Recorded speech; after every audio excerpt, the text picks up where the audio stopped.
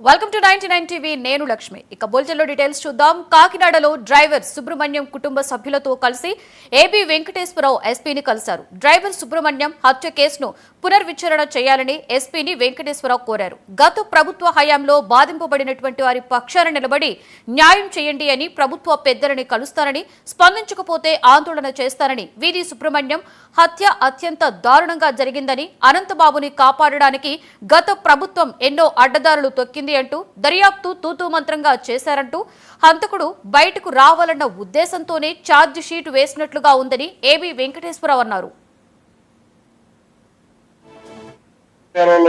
ముఖ్యమైన ముద్ద అయిన అనంతబాబుని రక్షించడానికి ఎన్ని అడ్డదారులు తొక్కాయో, వాళ్ళు వేసినటువంటి కాగితాలు, కోర్టులో వేసిన కాగితాలు, వాళ్ళు రాసిన పంచనామాలు చూస్తే ట్రైనింగ్ లో ఉన్న పోలీస్ ఆఫీసర్కైనా అర్థమైపోతుంది.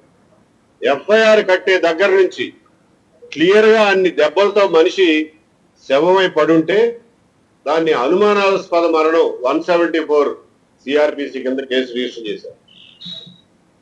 అక్కడితో ఆగల.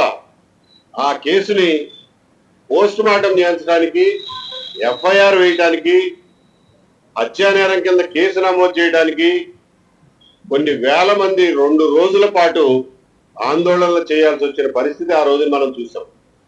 అంటే ప్రజలు ఏమనుకుంటారో, ఒక దళిత యువకుడిని కొట్టి చంపి శవాన్ని డోర్ డెలివరీ చేస్తే కేసు రిజిస్టర్ చేయకపోతే సభ్య సమాజంలో వాళ్ళ గురించి ఏమనుకుంటారో అనే సిగ్గు కూడా లేకుండా ఆ రోజున బిహేవ్ చేశారు.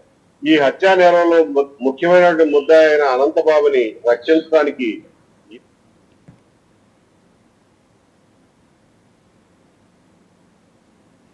రైతుల ప్రయోజనం కోసమే